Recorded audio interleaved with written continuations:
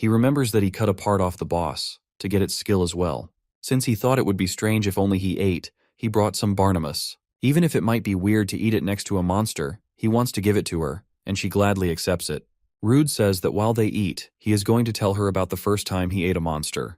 When he explains everything, Alicia says that it's still surprising how Rude can eat monsters. He says that it's thanks to that misfortune event, that a destined weakling like him got a step closer to his dream. She also thinks that the monster's taste must be quite delicious if it's cooked in the same way he does it.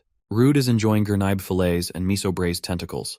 He agrees to what she just said. Rude says that he doesn't want to eat gurnaib anymore, but wants to try cooking it properly. He asks Alicia if she would like to try. Alicia humbly declines it and says that there's no guarantee she will survive with the same symptoms. She finishes her food and then properly invites him to join her party. Rude asks her if she doesn't have other stronger acquaintances to form a party with. After all, she was a famous adventurer. She explains that it's been 5 years since she got cursed, even if they, the people she was acquainted with, didn't die in the labyrinth. Considering the human lifespan, many might have retired already. Moreover, most active adventurers on the front lines have quite a few screws loose. No matter how strong they are, she thinks she can't trust them to watch her back. For adventuring together, she is looking for someone who she can trust completely. She believes that if it's Rude, she could do it. After hearing her out, he agrees to form a party with her. Soon enough, the adventurers make it back to the Adventurers Guild. Alicia appears to be overexcited thinking about her first job with Rude as a party. However, Rude being an E rank, doubts they will get any big requests. She agrees with what Rude has mentioned but seems to be calm and has a plan to solve that issue. She goes to the receptionist for registration of their newly formed party. Since the process requires showing the adventurer card, she shows it to the receptionist. The receptionist is amazed after learning that the adventurer girl before her is an S rank, the infamous Alicia of the Emerald Stone, and her reaction is twice as hilarious as Rude's. Alicia is a level 43 adventurer with high magic and spirit points, and she has a ton-load of unique skills that the receptionist has never seen before. On the other hand, Miasma Scavenger is a reputed low-ranker who doesn't have anything special to stand out. The receptionist doesn't understand why Alicia is forming a party with Rude. Alicia says that she also likes to rank up Rudy and asks the receptionist what missing points he has. The receptionist checks out his documents and reveals that he has gathered enough achievements, but the battle record is lacking. Since he is very close to ranking up, Alicia requests the highest difficulty subjugation request that she and Rude can take on together. The receptionist reveals that it should be around Barona. The adventurers accept it and soon go out to take on the request, the extermination of a pack of gray wolves. Gray wolves are level 11 monsters with a natural scent detection skill. To take on these monsters, Rude uses his stealth skill. When his position is exposed, the alpha calls in reinforcement. Since he is dealing with a pack of wolves himself, he leaves the reinforcements to Alicia. Alicia deploys her spirit magic and summons Sylph named Sylphide, a type of elemental that is known for their agility and affinity with wind. Alicia commands her to use Great Wind and slice through the enemies. Sylph gets to work and soon kills every wolf in the range that was called in as reinforcement. Rude spectated the synergy between Alicia and her elemental Sylph. He noticed how tremendous it was, and there's no way one would be able to dodge that. When she remarks that her original power before getting cursed won't come out, he speculates how terrifying it would have been at her full strength. Just when he thought he had dealt with the pack of wolves, another pack of monsters jumped him. He is cornered to the point where he can't properly block or dodge it. Alicia's Sylph comes in clutch and rescues Rude. He discovers Alicia and Sylph's unique ability to use wind-based magic, which allows them to levitate in the air and enhances mobility. Rude thanks Alicia for saving him, but she tells him that if he is thankful, he should thank the spirit instead. She believes that they still can't let their guard down, and claims she saw about 5 more wolves watching them from the bushes. There are likely more of them hiding in there. Rude uses echolocation and discovers about 30 of them hiding in the bushes. He informs Alicia to attack where he tells her to. Alicia follows his lead and uses her magical spell to exterminate the monsters hiding in the bushes. Rude is aware that the skill of echolocation loses precision in open spaces, and even Alicia can't target too many spots at once accurately. But if they attack from the sides, they can herd the gray wolves into one place. This was Rude's plan, and Alicia has done her part in this mission. She leaves the rest up to Rude. Meanwhile, Rude stealthily manages to get closer to the monsters and uses paralyzing breath to paralyze the wolves from behind. The duo finally lowers their defenses and catch a breath. Afterward, they accumulate a total of 52 dead bodies of the wolves. Alicia says that she has never encountered so many wolves in one day and guesses that their number must have reached that much. Rude asks her about the magic spirit she used earlier. She reveals she can use magic by powering power from the spirits that exist in nature. Spirits are generally everywhere, even though they don't show themselves. But to use their power, one needs to offer magic as compensation. Even so, you can cast powerful magic with little magic energy, and what he saw earlier was the epitome of it. Sylphide can render phenomena such as floating in the air. Rude admits that he has never heard of wind magic that strong before.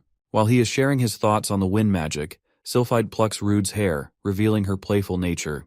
Alicia says that the sky will be dark soon, and she wants to get back quickly. She makes Sylphide use her wind magic to fly them back home. Flying is something Rude has never experienced despite his enormously large skill catalog. He asks Alicia what other types of spirit magic she can use. She reveals that she specializes in ice, water, light, and earth magic, and spirits of darkness and fire aren't a good match for her. If a spirit has a bad compatibility with the user, it demands an enormous amount of magic power. The spirits might not even lend them any power. Since Sylphide is having fun playing with Rude, she likes him. Soon they discover smoke rising from a certain area. Alicia says that there should be a village in that direction. The village is being attacked by Baphomet, a demon spirit with a wide cluster of powers. Normally, gray wolves dwell in that area, and even the adventurers native to that village are perplexed by this eerie sight. They don't understand what is this monster they are being attacked by. Helpless and weak, the villagers are just staring at it, while the monster is summoning a literal spear with its magic. Before the spear makes contact with the two villagers standing in the guarding position, a surprising water bullet cancels out Baphomet's attack. Alicia asks the guys if they are okay, and upon confirming it, asks for a situation report. Meanwhile, Rude is preparing to fight the monster, and uses appraisal to take a quick evaluation of its difficulty. The monster is level 27, with exceptional skills. Even though its level is lower than a general lizard's, its stats are worlds apart.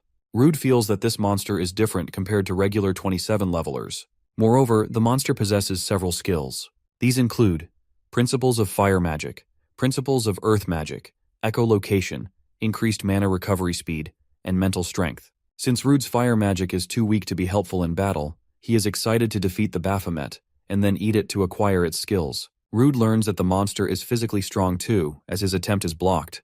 He wonders if his attack was blocked due to the skill Steel Claws. With no other viable options, he decides to respond with brute force and retaliates at that moment by activating principles of earth magic. Rude barely manages to come out of its range. He realizes how smart the monster is when he notices that it fired all but kept 2 of its fire spears reserved to be used for defense. The monster is on guard, and Alicia suggests they should exchange information while they can. She informs him that the villagers haven't been evacuated yet, and asks the people from earlier to help guide the evacuees, though she still wants to find a way to avoid collateral damage. It's also not possible for Alicia to defeat Baphomet with powerful magic in one go. Rude guesses that Alicia's power must have depleted from the flight and her running about earlier. He believes they can't rely on her spirit magic, and tries to think of a plan. However, Alicia comes up to Rude and says that she will handle the magic part, and wants his trust on this. He rushes at the Baphomet, with Alicia supporting him from the rear. Baphomet's and Alicia's magic cancels each other out due to both being of opposite attributes with the same power. Following the cancellation of its attack, Baphomet utilizes the effects of the principles of earth magic to launch another attack at Rude, though Alicia is still covering Rude. The monster is accurately firing pebbles of the same mass. Regardless of the jeopardy, Alicia is conserving magic power while avoiding collateral damage. He is amazed at her incredibly precise magic control. This proves that as a former S-rank adventurer, she is of a different caliber. Since Alicia is supporting him, Rude aims to end this soon. He enhances his physique with a physical boost and cuts off some fingers of the monster. This sends the monster on a rampage and it attempts to retaliate, but Alicia kills it with her fire magic. The monster explodes from the inside out. The villagers are witnessing their village engulfed in flames. Their expressions range from shock and despair to fear and sorrow as they reflect on the devastating loss of their houses. Suddenly, they hear an explosion followed by a horrible scream. One of the local adventurers wonders if the adventurers from earlier managed to beat it. Another villager comments that if he wasn't injured, he would have stayed behind to help them. While they are concerned about Alicia and Rude's safety, Alicia appears there, much to their surprise. She informs them about the defeat of the Baphomet. She reveals that she did land a fatal blow, but if it somehow managed to survive, to prevent the monster from reappearing, they are going after it. She asks the villagers for a favor. The villagers, all ready to fulfill any wish of their saviors, ask her how they can help her. Alicia asks for food in a light-hearted manner. Somewhere in the forest, on the outskirts of the village, Rude is waiting for Alicia around the campfire. Alicia returns to Rude and informs him that everyone was able to evacuate. The credit mostly goes to the adventurers there. She says she told the villagers that they would be chasing after the Baphomet, so it shouldn't be suspicious that the corpse disappeared. Rude apologizes for the trouble and then thanks her. His attention is soon grabbed by the visually and aromatically spectacular Baphomet soup. Before he feasts on it, he adds some mugwort and ginger. His first impression of Baphomet meat is decent. Even after properly cooking the monster, he can smell a distinctive goat smell through his sense of smell. But it's delicious if you ignore it. Now Rudy possesses all the skills that the monster had. Alicia is tempted by the looks of the perfectly prepared food, though she is still disturbed watching Rude eat a monster so comfortably. Rude realizes that Alicia may be right. It's scary how he is getting used to eating monsters. Rude is joined by some uninvited guests. Level 22 Monster Stampig, who possesses a unique skill called Flash Step, which allows them to move rapidly when moving in a straight line over a certain distance. Similar to real pigs, they move in small groups. Rude thinks this is the opportunity for his magic combat debut and tries to attack the monsters with his magic, only for him to realize that his magic isn't working properly. One Stampig activates its skill and covers the distance in a split second, even running over Rude's food. Alicia reveals that she is running low on magic and can't offer much support. Rude, on the other hand, is furious. The food he prepared is wasted. He drained the blood from the Baphomet, removed the scum, and it took him a lot of time to do so. He wanted to enjoy it, so he did his best in trying to change its flavor. He wants the Stampigs to compensate. He expects the Stampigs to make it right by letting him eat their meat. Alicia grabs him by his collar and tells him to calm down. She explains that the skill of the Stampig that it used earlier increases their charging power. This makes even a single blow have considerable strength behind them. Her verdict is that they should fight at a distance that Flash Step can't reach. In other words, she wanted them to retreat. The adventurers have successfully evaded the Stampigs by climbing up a tree. Since the risk hasn't been eliminated, they stay there for a while. Alicia asks for an explanation of why his magic didn't work earlier. Rude is also bewildered over the fact that this is the first time he is unable to use the skills that he acquired through the taboo. Eating monsters. She suggests he check that skill with appraisal. The description of both principles of magic, fire and earth, says that those who possess these skills will instinctively understand how to use them. Alicia concludes that even if he can't use those skills, then that could only mean that his brain can't comprehend magic, though she reconsiders her statement because Rude is quite okay-ish at using fire magic. She tries to correct her theory, saying that it isn't a valid explanation. Alicia thinks it through and manages to find a possible reason. She tells him that maybe he isn't able to use monster's skills because he doesn't know mana manipulation. She also says that she doesn't know much about mana, and it's best if he tries it himself. Rude says that he would give it a try and starts the process of manipulating it. He tries to reassure himself that it's just like back then when he ate the Minotaur. His goal is to bring out the burst of power, and in no time, he succeeds in doing that. As long as he can sense the mana, he can use it like it's a part of his own body. He uses the fire magic and points it in the direction where Stampigs are. This creates an explosion and likely kills all the Stampigs. Rude got his revenge on Stampigs. They ruined his meal, but they now have become the food themselves. He apologizes to Alicia for making her wait for so long. She tells him that there's no need to apologize because she knows how necessary it is. Alicia shares her opinion on his magic skills. She explains that for him to use his magic skills, he needs to use mana, not magic power. And she noticed that his mana was depleted during his previous attack. She speculates he can use it continuously. Rude admits feeling the mana surging through his body. He instantly understood how to use his skills. He thinks that if mana can replace magic power, then maybe he can do something similar and strengthen his weapons or body with mana instead. Among adventurers, many choose to hone their magic power, and many among them also use it in close combat. By circulating magic power around the body, your physical abilities are improved, and if you use it on a weapon, its power will increase. It's also possible to emit slashes. Alicia finally understood that because he had so little magic power up until now, he hadn't been able to use those skills. Rude has more mana than magic power, but more importantly, he gropes that he can replenish his mana just by eating monsters. While they are talking about mana and magic, he acquires Stampig's Flash Step skill by taking a bite. Alicia perceives that Rude can absorb mana by eating monsters, and he can even store it inside his body. However, what matters most to her is how appetizing those pork cutlets look. Seeing her staring at his food, he asks her if she feels like eating now. Suddenly, a loud noise catches the adventurers by surprise. When the smoke clears, they find a giant Stampig, the boss. Similar to the regular Stampigs, the giant Stampig uses Flash Step to crash into Alicia, though Rude saves her with his quick reflexes. The moment Alicia sensed that something was in the distance, the boss was in front of her instantly. Even though they aren't in a labyrinth, she tries to guess why in the world a threat of that level is outside. Meanwhile, Rude is once again furious because his food was wasted unnecessarily. After shouting like a madman, He remarks that the monster before them seems like it would make for a pretty good roast. However, it's already engulfed by the fire, and surprisingly its mass doesn't burn, revealing its fire-resistant skill. King Stampig is a level 38 monster with only 2 skills: Flash Step and Fire Resistance. But what makes it a threat is its endurance and strength. Rude uses principles of earth magic and imitates a punch to inflict some damage on the monster, but the imitation of the punch crumbles when the monster hits Rude with a traditional bull attack, not even allowing him to activate Steel Body. The next closest target to King Stampig is Alicia, but she uses Sylphide to avoid getting hit by its deadly headbutt. King Stampig isn't using a skill, it's just the sheer toughness of its thick fur and muscles. Whether it's Earth's magic or Spirit's wind magic, neither of them has enough power to penetrate its skin. The monster once again begins charging at Alicia, but at the right moment, Rude uses his skill Roar to grab the monster's attention. He tells the monster to not turn its eyes away, because it's not over yet. At his current, he can't use Flash Step or Steel Body, and if this fight were to become a battle of attrition, then there's a possibility that King Stampig will switch targets to Alicia. But he doesn't have a skill that can take the monster down in one blow, though the monster only knows how to charge straight. This is a sign that Rude can utilize a never-used-before skill that can allow him to triumph. The first thing he does is draw out the mana from within the body, then imagine pouring it into his sword. As the monster gets into the attacking range, Rude opens his eyes and swings his sword with all his might, cutting the monster in 2 halves.